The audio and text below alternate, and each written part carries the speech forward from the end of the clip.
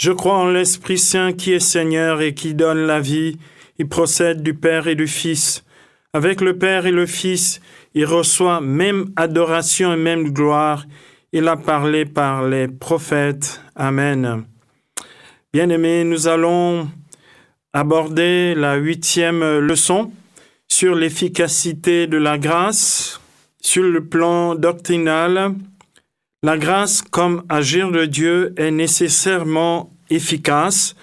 Elle est appelée dans la théologie traditionnelle gratia efficax ou grâce efficace. Cette leçon nous interpelle sur nos hésitations à croire quelquefois à l'efficacité de la grâce. Le Seigneur dit à Saint Paul dans 2 Corinthiens 12, 9, « Ma grâce te suffit, ma puissance donne toute sa mesure dans la faiblesse. » Nous devons savoir que cette efficacité de la grâce ne dépend pas du tout de nous, car c'est avant tout une œuvre divine. Comme c'est une œuvre divine, c'est la grâce qui fait sa propre efficacité. Par exemple, la vie et le ministère de Jésus manifestent cette efficacité de la grâce.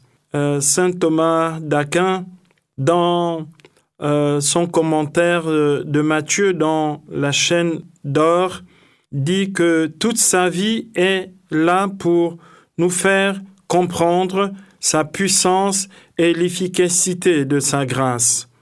Mais cette efficacité de la grâce divine se manifeste puissamment à la croix, mais aussi à travers toute la Pâque du Christ qui triomphe du mal, du péché et de la mort par la résurrection.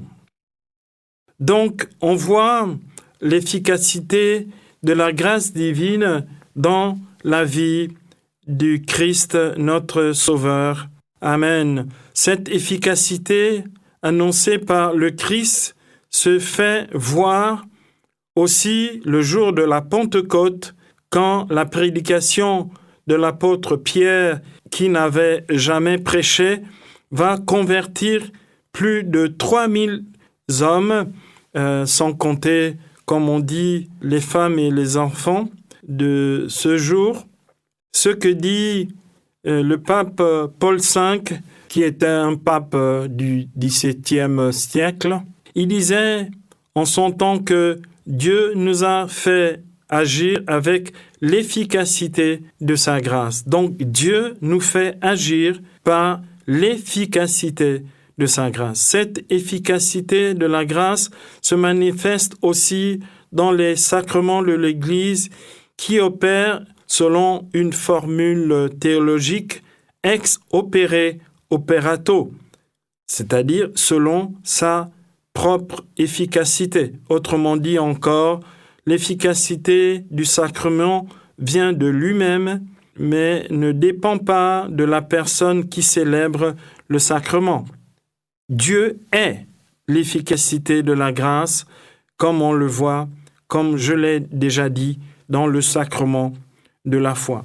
Enfin, cette efficacité de la grâce peut être aussi vue à travers les charismes accordés par le Saint-Esprit, bien exercés par l'activité de la foi. On peut dire Amen à cela. Sur le plan de l'expérience de l'Esprit Saint, l'efficacité de la grâce de Dieu se manifeste dans nos engagements pour Dieu.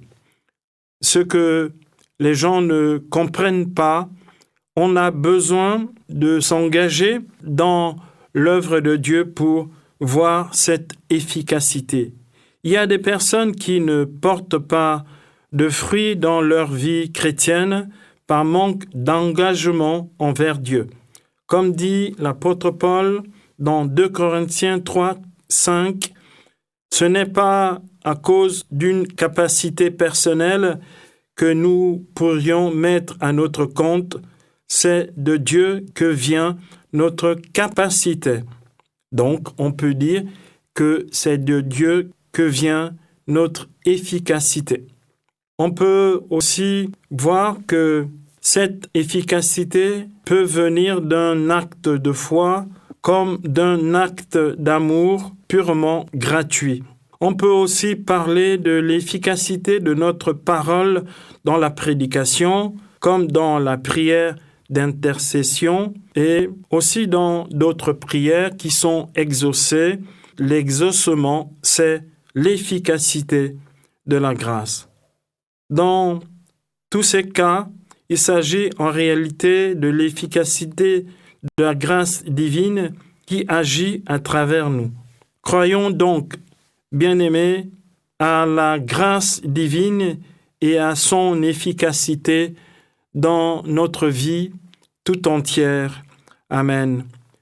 Bien-aimés, en résumé, on peut dire que l'efficacité de la grâce ne dépend pas du tout de nous, car c'est avant tout l'agir de Dieu. Comme c'est l'agir de Dieu, cette efficacité est de Dieu qui peut opérer avec nous, mais aussi sans nous, selon sa volonté.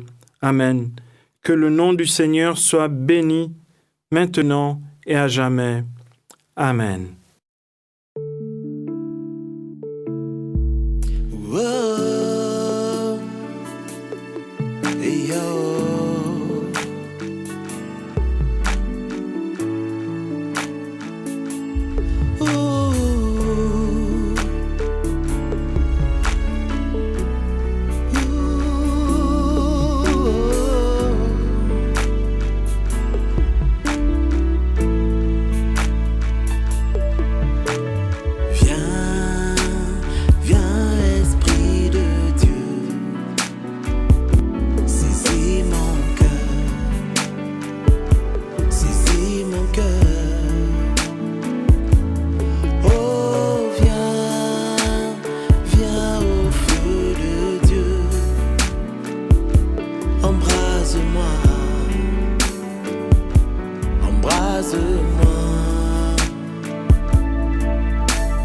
Au jour de la Pentecôte,